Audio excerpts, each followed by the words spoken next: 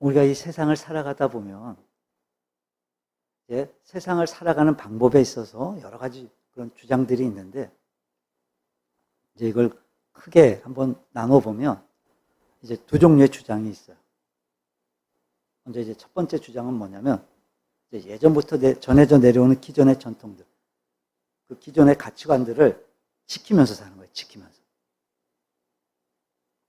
그래서 이들은요, 그 자기들이 살아온 그 기존의 생활 방식이 깨지는 걸 두려워해요. 싫어해요. 그래서 자기들이 중요하게 생각했던 그 가치관들을 바꾸려고 하질 않아요. 그래서 새로운 걸 추구하는 것도 별로 좋아하질 않아요. 피하려고 해요. 자, 반면에 두 번째 주장은 뭐냐면 예전부터 전해져 내려오는 그 기존의 전통들, 또 중요하게 생각했던 그 가치관들, 이걸 이제 새로운 걸로 바꾸고 새롭게 변화를 추구하며 살아가는 거예요. 그래서 이런 사람들은요, 그 세상의 흐름에 아주 민감하게 반응을 해요. 그래서 그 흐름을 타고 살아가요. 자, 이걸 우리가 뭐라고 표현을 하냐면, 이제 정치판에서 많이 쓰는 말이 있죠. 뭐죠? 보수주의, 그리고 진보주의. 그러니까 첫 번째 주장을 우리가 보통 보수주의라 말하고, 그리고 두 번째 주장을 이제 진보주의, 뭐 자유주의 이렇게 말을 하죠. 근데 이건요, 어디에나 다 있어요. 어느 나라나 다 있어요. 뭐 굳이 나라가 아니더라도 어느 사회나 이게 다 있어요, 다. 그러니까 사람이 사는 곳이라면 다 있어요, 다. 어디에나 다. 이런 두 종류의 흐름이 다 있어요. 그래서 이제 이번에 또 우리 정권이 우리나라 또 바뀌면서 진보주의가 또 정권을 잡았죠. 아마 많이 바뀔 거야. 아니, 이미 많이 바뀌고 있죠. 어느 나라나 이렇게 보수주의가 있고 진보주의가 있어요. 여러분, 그게요, 성경에도 있어요. 성경에도 있어요.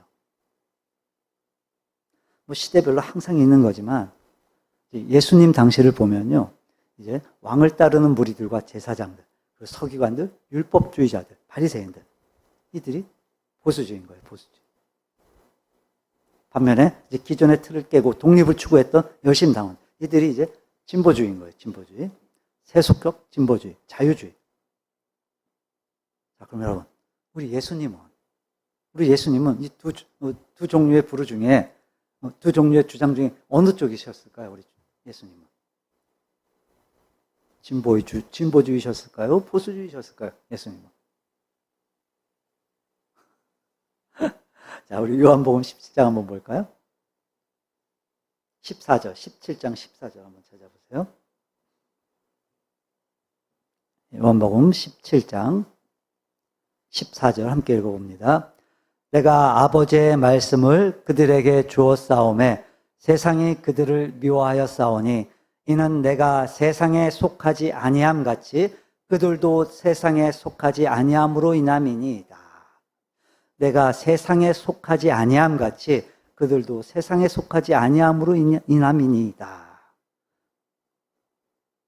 자, 지금 이 말씀을 보면, 그러니까 예수님하고 그 제자들은요, 이 세속적 진보주의가 아니었던 거예요. 내가 무엇에 속하지 아니함 같이요? 세상에 속하지 아니함 같이 그들도 세상에 속하지 않았대요. 그러니까 지금 예수님은요, 세상의 흐름을 따라 살지 말라고 하시는 거예요, 예수님이 지금. 세상 따라가지 말라는 거예요. 그러니까 진보주의는 아니신 거예요. 맞죠? 자, 그럼 보수주의셨나요, 예수님이? 15절 볼까요? 15절 함께 읽어봅니다. 내가 비옵는 것은 그들을 세상에서 데려가시기를 위함이 아니요 다만 악에 빠지지 않게 보존하시기를 위함이니이다. 아멘. 자, 그리고 18절도 함께 읽어봅니다. 18절. 아버지께서 나를 세상에 보내신 것 같이 나도 그들을 세상에 보내었고. 아멘. 자, 지금 이 말씀을 보면요, 예수님하고 제자들은요, 보수주의도 아니셨던 거예요. 세상을 피하라는 게 아니잖아요, 지금. 세상에서 살라고 하세요, 지금 세상에서. 자, 그럼 예수님은 어떻게 사셨을까요? 그리고 예수님은 우리가 어떻게 살기를 원하실까요? 어떤 삶을 살기를 원하실까요, 예수님은? 이렇게 도피주의적인 그 보수주의의 삶도 아니고 또 세속주의적인 진보주의의 삶도 아니라면 과연 주님이 원하시는 삶, 과연 어떤 삶일까요, 그게? 주님은요, 이렇게 말씀을 하세요. 너희는 이 세상 한복판에서 살아라. 그러면서 세상을 바꾸는 좋은 일을 해라. 하지만 세속적 삶을 따르지 말고 오히려 거룩한 하나님의 백성으로 살아라. 여러분, 이게 오늘 본문 말씀 중에 있어요. 어디에 있죠? 네, 2절. 주님께서 한마디로 정리하세요. 너희는 이 세대를 본받지 말라. 그러니까 세상이 흘러가는 대로 세상 따라가지 말라는 거예요. 왜요? 우리가 비록 이 세상에 살고 있어도 우린 이 세상에 속한 사람들이 아니기 때문인 거예요. 우린요, 전엔 다 죄인이었어요, 우린 다. 죄인이었어요, 다. 하지만 지금은 우리가 그리스도 예수를 하나님의 아들이요, 나의 구세주로 우리가 믿기 때문에 이제 바뀌었어요, 신분이. 우리의 신분이. 죄인에서 의인으로 바뀌었어요, 우리. 그래서 이제 우리가 살아가는 모습도 이전과는, 옛날과는 분명히 달라져야 돼요. 바뀌어야 돼요, 바뀌어요. 오늘 본문이 있는 이 로마서는요, 크게 이제 두 부분으로 나뉘어져요. 두 부분으로. 첫 번째 부분이 1장에서부터 11장까지고, 그 두 번째 부분이 12장부터 16장까지. 그래서 첫 번째 부분인 1장에서 11장까지는 보통 이제 우리가 교리 부분이라고 해요. 교리 부분. 그래서 죄인이 어떻게 하나님을 만날 수 있는가 하는 문제를 다루고 있고, 그리고 이제 두 번째 부분인 12장부터 16장까지는 이제 또 이제 이게 실천 부분이라고 해요. 실천 부분. 그래서 의인이 된 우리가 이제 어떻게 살아야 하는가 하는 문제를 다루고 있어요. 자, 근데 오늘 본문이 12장이죠. 그리고 1절과 2절 말씀이에요. 오늘 본문은요, 죄인이었다가 이제 예수님을 믿고 이제 구원을 받아 의인이 된 사람들이 이제 앞으로 어떻게 살아야 하는가 하는 첫 번째 교훈인 거예요. 그럼 아시죠? 하나님은요, 저와 여러분을 정말 너무도 사랑하세요. 정말 너무도 사랑하세요, 하나님이. 그럼 변함없는 하나님의 약속이에요. 그럼 그렇게 하나뿐인 아들의 목숨까지도 내어주실 만큼 우리를 사랑하시는 하나님이 하나님의 자녀된 우리, 과연 어떻게 살기를 원하실까요? 오늘 본문은요, 두 가지로 가르쳐주고 계세요. 첫째는 뭐냐면 우리 몸을 주님께 드리라고 하세요. 우리 본문 1절 다시 한번 읽어볼까요? 그러므로 형제들아, 내가 하나님의 모든 자비하심으로 너희를 권하노니 너희 몸을 하나님이 기뻐하시는 거룩한 산 제물로 드리라. 이는 너희가 드릴 영적 예배니라. 아멘.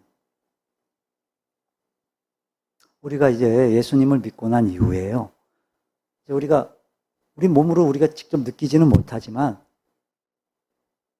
우리 몸은요, 지금 아주 굉장히 큰 변화가 있었어요. 어떤 변화죠? 우리 몸이요, 거룩하신 하나님의 성전이 됐어요, 성전이. 우리 고린도전서 한번 찾아볼까요? 6장. 고린도전서 6장 19, 20절.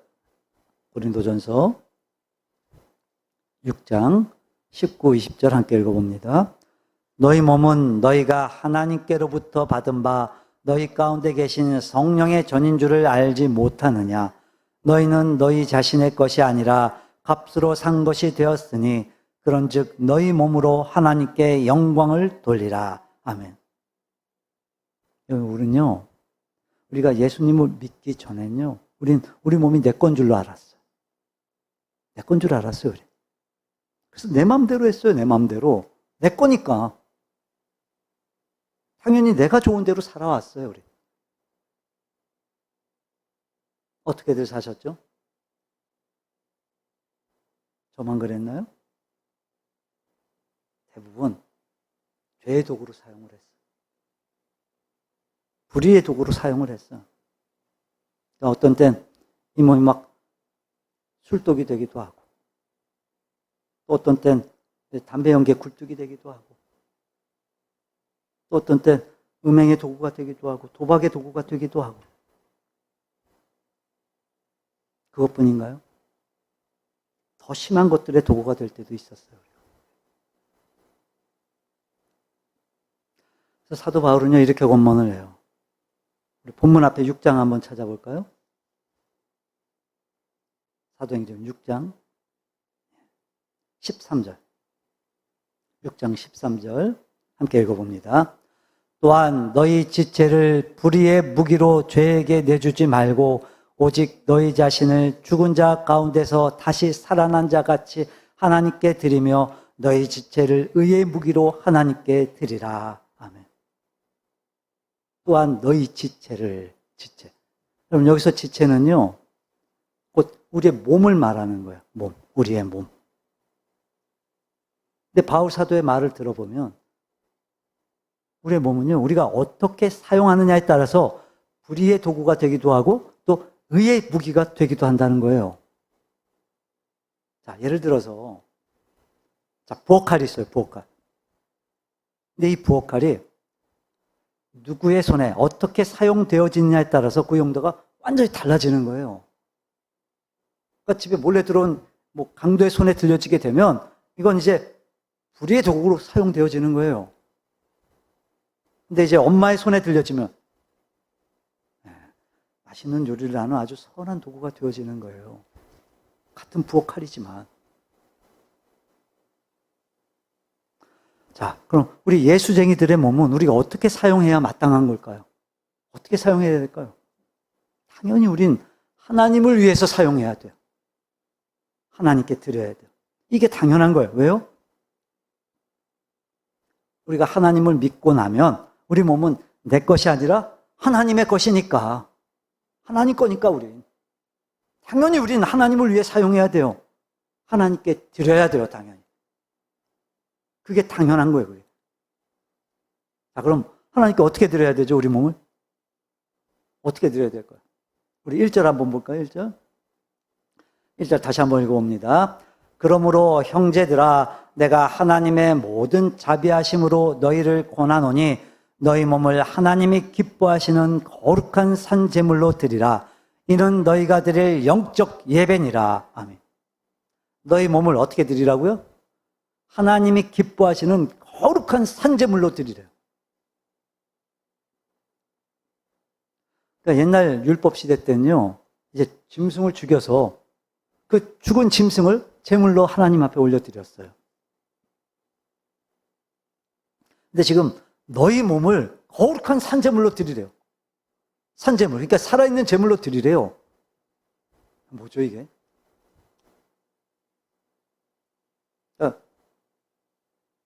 우리를 산제물로 하나님께 드리라는 건가요? 아니 우리 죽여서 아니면 하나님 앞에 드리라는 거예요? 제물로 드리래잖아요. 그게 아니죠. 자, 고린도전서 9장 27절을 보면 사도 바울이 자기에 대해서 이렇게 얘기를 해요. 내가 내 몸을 쳐 복종하게 함은 내가 남에게 전파한 후에 자신이 도리어 버림을 당할까 두려워함이로다. 그래요. 그럼 바울처럼 이렇게 위대한 사도도요, 자기 몸을 쳐서 주님께 복종시켜야 하는 그런 절박함이 있었던 거예요. 하물며 여러분, 우린들 어떻게 했어요? 여러분, 구원의 확신이 있으십니까? 정말로 믿으십니까? 구원 받으셨나요, 정말? 우리는 다 믿어서, 우리가 믿음으로 우리는 다 구원을 받았어요, 이미. 그래서 이제 우리는 언제 죽어도 우리는 하나님 나라, 천국에 갈 수 있어요, 이제. 우리의 영혼이니까 완전히 구원을 받았어요. 근데 여러분, 우리의 육체는요, 아직 아니에요. 우리의 육체는 안 그래요. 우리의 영혼은 하나님의 전이고 하나님의 소유가 됐지만 우리 몸은요, 아직도 옛날 모습 그대로예요. 다시 말해, 옛날에 우리 몸이 원했던 것들, 과거에 내 몸이 원했던 것들, 그걸 아직까지도 우리 몸이 그대로 원하고 있다는 거예요, 우리한테. 내 몸이 원했던 것들, 예전에, 하나님 믿기 전에 원했던 것들을 지금도 내 몸은 나한테 요구하고 있다는 거예요. 우리 몸이 원하는 것들 뭐가 있죠? 뭐죠, 그걸? 성경은 뭐라 그러죠, 그걸? 성경은요, 그걸 육체의 정욕이라고 그래요. 안목의 정욕이라고 그래요. 이성의 자랑이라고 말씀하세요, 성경. 한마디로 말하면 옛날과 똑같은 것들을 우리의 몸이 지금까지도 요구를 계속 한다는 거예요, 우리한테.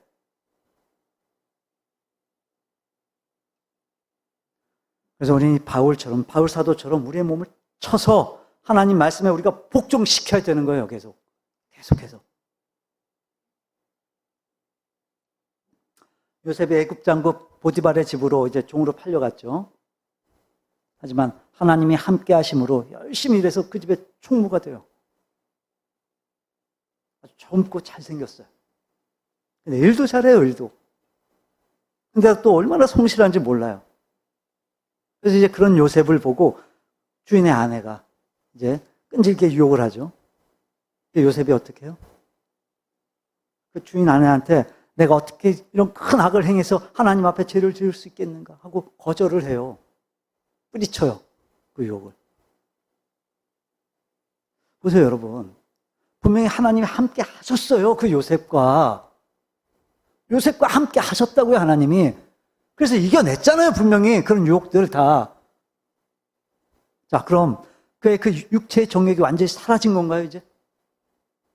없는 건가요, 이제 완전히? 이만큼도 없는 건가요, 이제? 아니요, 안 그랬을 거예요. 안 그랬을 거예요. 요셉도 우리가 똑같은 사람이니까, 이제 뭐 젊고 예쁜 여자가 다가오면 충분히 뭐 흥분할 수도 있고, 그런 육체의 정욕을 가진 사람인 거예요, 요셉도.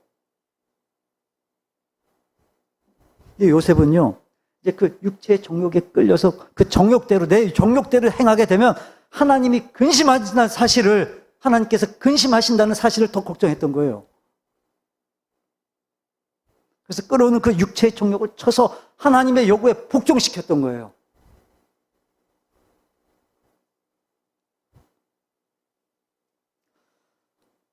사도 바울도요, 그래서 이렇게 고백을 해요. 갈라디아 교인들한테 이렇게 고백을 해요. 우리 한번 찾아볼까요? 갈라디아서 2장 한번 찾아보세요. 우리가 너무도 잘 아는 말씀이에요. 갈라디아서 2장 20절. 함께 읽어봅니다. 내가 그리스도와 함께 십자가에 못 박혔나니 그런즉 이제는 내가 사는 것이 아니요 오직 내 안에 그리스도께서 사시는 것이라. 이제 내가 육체 가운데 사는 것은 나를 사랑하사 나를 위하여 자기 자신을 버리신 하나님의 아들을 믿는 믿음 안에서 사는 것이라. 아멘. 자기의 정욕을 제어하고 자기 몸을 쳐서 하나님 말씀에 복종시키는 것, 이게 우리를 하나님께 산 제물로 드리는 거예요.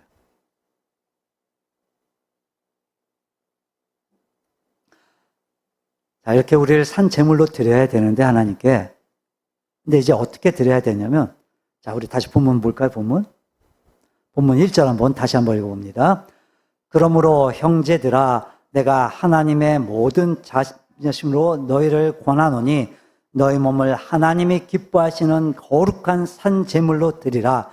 이는 너희가 드릴 영적 예배니라. 아멘. 너희 몸을 하나님이 기뻐하시는 무슨 산 제물이요? 거룩한 산 제물로 드려야 돼요. 거룩한 산 제물로. 거룩. 무슨 뜻이죠? 그러니까 세상과 구별된다는 거예요. 구별. 그러니까 우리의 생각과 행위가 이 세상적 흐름에 물들지 말아야 된다는 거예요. 구별돼야 된다는 거예요. 다니엘서 1장을 보면 이제 4명의 청년들이 나오죠. 사드락과 메삭과 아벳느고, 그리고 다니엘. 이들이 바벨론에 포로로 잡혀갔어요. 근데 이들은요, 이제 바벨론에 잡혀오기 전에 쉽게 표현을 하면 사실 귀족 출신들이었어요. 귀족들이었어요, 귀족. 게다가 또 아주 지혜롭고 잘생긴 아주 훌륭한 인물들이었어요.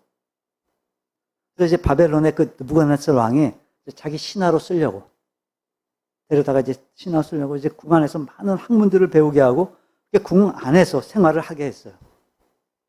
근데 문제는 뭐냐? 거기가 어디예요? 어떤 나라예요, 거기가? 어느 나라예요, 거기가? 이방 나라잖아요. 이방 나라의 왕궁이잖아요, 왕궁. 그래서 이제 하나님께서 금하신 부정한 것들, 부정한 음식들, 이제 그들과 함께 먹어야 되는 상황인 거예요. 그래서 이제 지혜를 짜내죠. 자기들을 관장하는 그 감독한테 이제 고기와 포도주는 빼고 채식만 달라고 요구를 해요. 그러고 나서 이제 열흘 후에 자기들 얼굴을 보라는 거예요. 그래서 만약 채식만 먹고도 얼굴이 더 좋아지면 앞으로도 이제 계속해서 채식만 먹게 해달라고 부탁을 해요. 그래서 열흘 동안을 그렇게 했어요. 그래서 어떻게 되죠? 온갖 조건들을 다 먹은 다른 소년들보다 이 4명의 소년들의 얼굴이 훨씬 더 아름다워지고 몸도 훨씬 더 막 좋아진 거예요. 그래서 이들은 하나님의 말씀을 지킬 수가 있었어요. 물론 지금은 다르죠. 지금은 이제 부정한 음식이란 개념은 없어요. 우린 다 먹을 수 있어요. 구약에서 뭐 금한 것들 우리가 못 먹는 게 아니에요. 우린 먹을 수 있어요. 하지만 구약시대, 그러니까 율법을 지키던 이 시대에는요, 이렇게 하나님의 백성은 하나님께서 정하신 그 부정한 것들 절대로 먹어서는 안 되는 거였어요. 포로로 잡혀갔던 사드락과 메삭과 아벳느고 그리고 다니엘, 이들은 비록 그것이 이방 나라였지만, 이방 나라의 왕궁이었지만 이들은 그곳에서도, 이방 나라 왕궁에서도 믿지 않는 다른 이방인들과 아주 분명하게 구별될 생활을 했던 거예요. 다시 말하면 이 육체의 소욕을 억제한 거예요. 이겨낸 거예요. 그래서 하나님 백성으로서의 거룩함을 지켜낸 거예요. 그럼 이거예요. 이게 바로 우리 몸을 거룩한 산채물로 하나님께 드리는 거예요, 이게. 자, 그리고 또 하나, 우리 몸을 하나님이 기뻐하시는 제물로 드리래요. 기뻐하시는 제물로. 어떻게 해요? 어떻게 드려야 기뻐하실까요, 하나님이? 하나님이 기뻐하시는 건요, 무엇보다 진정한 회개의 제물인 거예요. 회개의 제물.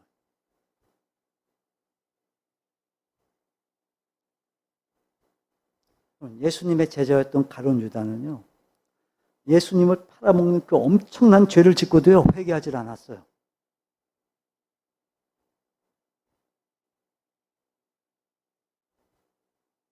이 세상 그 누구보다도 제일 큰 죄를 졌잖아요. 회개하지 않았어요. 물론 생각은 있었을지도 몰라요. 회개하고 싶은 생각은 있었을지도 몰라요. 근데 생각만 했어요, 생각만. 회개는 없었어요. 그러면 결국 자살하고 말아요. 그래서 영원한 지옥에 들어가요. 근데 여러분, 예수님과 함께 십자가에 매달렸던 그 강도는요, 십자가에서 죽기 직전에 예수님을 알아봤어요. 그래서 회개하고 믿어서 영원한 천국에 들어갔어요. 그리고 이 회개한 강도를 하나님께서 기뻐하셨어요. 받아주셨어요. 이렇게 꼭 천국과 지옥에 대한 문제가 아니더라도, 구원에 대한 회개가 아니더라도 이미 예수님을 믿고 구원받은 우리들한테도 이렇게 정말 진심한 우리가 회개할 때, 이미 구원받은 우리도 이렇게 진심으로 회개할 때 하나님이 기뻐하세요. 하나님이 모든 걸 회복시켜 주시는 걸 그럴 때, 진심으로 우리가 회개하고 하나님 앞에 나아갈 때. 그럼 베드로가 그랬잖아요. 베드로 어떻게 했어요? 예수님 붙잡혀서 신문 받으실 때 베드로 어떻게 했어요? 예수님을 3번씩이나 부인했어요. 3번씩이나. 부인만 했어요? 저주도 했어요. 저주도 예수님을. 우린 저주한 적 없잖아요, 솔직히. 베드로는 저주도 했어요, 예수님을. 근데 닭이 올 때 어떻게 해요? 베드로가.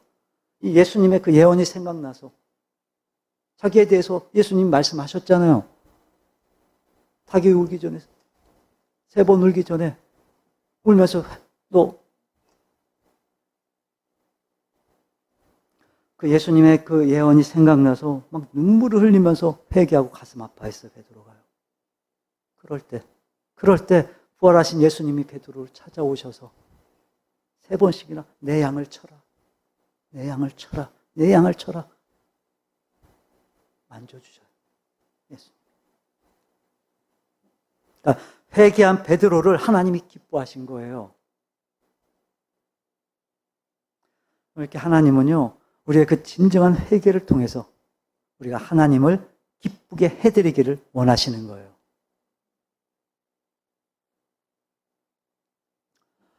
사도 바울은 오늘 본문을 통해서 너희 몸을 하나님이 기뻐하시는 거룩한 산제물로 드리라고 말씀하고 있어요.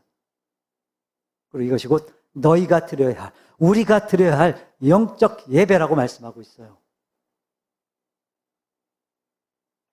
여기서 말하는 영적 예배는요, 성령으로 예배를 드려 이 말씀이 아니라 우리가 앞에서 살펴본 것처럼 우리 몸의 이 정욕을 우리가 억제하고 세상의 흐름을 구별하며 살면서 우리가 늘 회개의 마음으로 살아가는 그 삶이 바로 진정한 예배라는 거예요. 이게 바로 우리의 삶의 모습으로 드려지는 우리 몸의 영적 예배라는 거예요. 여러분, 정말로 하나님의 자녀입니까, 여러분? 무엇보다 먼저 우리의 몸을 하나님이 기뻐하시는 거룩한 산제물로 하나님께 드려야 돼요. 그게 진정한 영적 예배이고 하나님이 기뻐하시는 예배인 거예요. 함께 예배하는 우리 모두가 정말 하나님이 기뻐하시는 예배자, 진정한 영적 예배자 되기를 주님의 이름으로 축원합니다. 자, 그리고 또 하나님 우리가 어떻게 살기를 원하시냐면요, 우리의 마음을 새롭게 하래요. 우리의 마음을 새롭게. 우리 본문 2절 한번 다시 읽어볼까요? 2절 함께 읽어봅니다. 너희는 이 세대를 본받지 말고 오직 마음을 새롭게 함으로 변화를 받아 하나님의 선하시고 기뻐하시고 온전하신 뜻이 무엇인지 분별하도록 하라. 아멘. 우리 이제 그리스도 예수를 믿고 이제 우린 하나님의 자녀가 됐어요, 이제.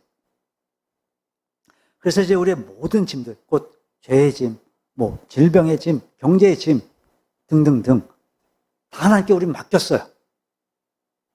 맡기셨죠? 네. 자, 그래서 그렇게 하나님께 우리가 맡겼으면 이제 우리가 뭘 해야 되냐면 이제 우리도 주님이 지신 그 멍에를 우리가 함께 져야 되는 거예요. 자, 그래서 첫 번째가 뭐였죠? 우리 몸을 하나님께 드리는 영적 예배. 그리고 이제 두 번째는 뭐냐면 우리의 마음을 새롭게 하는 거예요. 왜요? 몸을 지배하는 게 바로 마음이기 때문에 그래요. 질문해 볼까요, 한번? 과연 우리의 이 마음이 정말 질적으로 새롭게 변화될 수 있을까요? 정말 솔직하게 제 자신을 한번 쭉 되돌아보면 쉽게 변화되지 않는 것들 있어요. 분명히 있어요. 그러니까 아무리 막 말씀을 듣고 아무리 막 기도를 해도 여전히 변화되지 않고 때로는 넘어지기도 하는 그런 모습들이 분명히 있어요, 저한테. 그래서 그것 때문에 또 힘들어하기도 하고 또 고민하기도 하고 또 말씀 붙들고 또 기도하고 근데도 또 넘어지고. 여러분 어떠세요? 없으세요, 그런 게? 있으실 거예요, 다들. 어떻게 해야 되죠? 한 번에도 변화가 되질 않아요. 죽을 때까지도 이게 안 바뀔 것 같아요. 이거 어떻게 해야 될까요? 뭐 없으시면 뭐 괜찮은데 있으면 어떻게 해야 될까요? 네, 여러분, 성경은요, 변할 수 있다고 말씀하세요. 변할 수 있대요. 그래서 마음을 새롭게 하라고 하시는 거예요. 네, 여러분, 이 변화는요, 이게 어느 날 갑자기 막 되는 게 아니에요. 갑자기 되는 게 아니에요. 아주 많은 체험과 또 넘어지는 그 경험들을 통해서 그렇게 서서히 변화가 되어져 가는 거예요. 그러니까 어제보다는 오늘이, 또 오늘보다 내일이 더 새로워지는 그런 점진적인 변화가 이루어지는 거예요.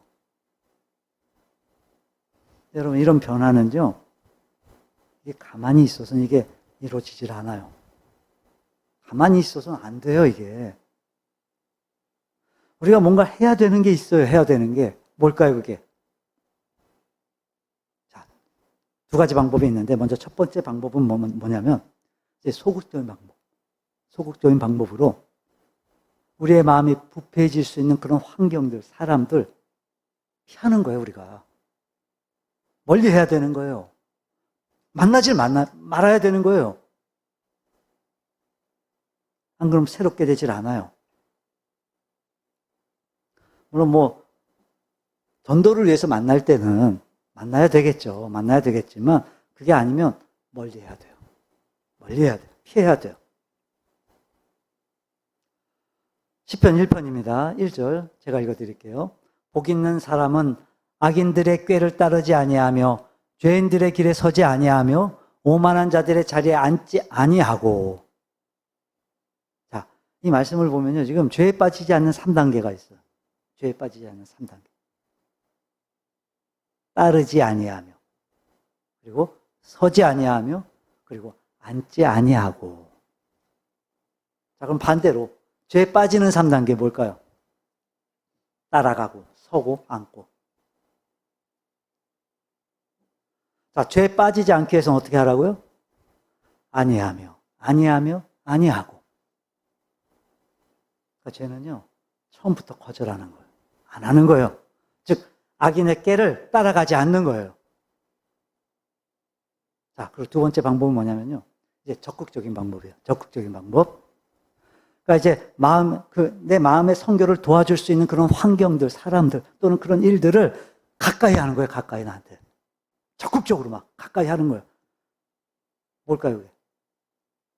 그러니까 늘 성경을 읽고, 찬양하고, 예배드리고, 또 그렇게 하는 걸 좋아하는 사람, 가까이 두는 거예요, 가까이.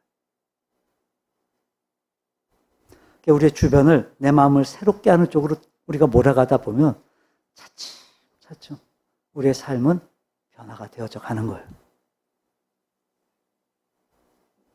물론 한 번에 변화되는 경우도 있긴 해요. 있어요. 그게 하나님의 뜻이라면 당연히 그렇게 될 수도 있겠지만, 근데 대부분의 사람들 그렇게 한 번에 변화되질 않아요. 아주 특별한 경우가 아니라면 그렇게 안 돼요. 그러니까 끊임없는 자기 성찰과 기도를 통해서 성령의 도우심으로 차츰 변화가 되어져 가는 거예요.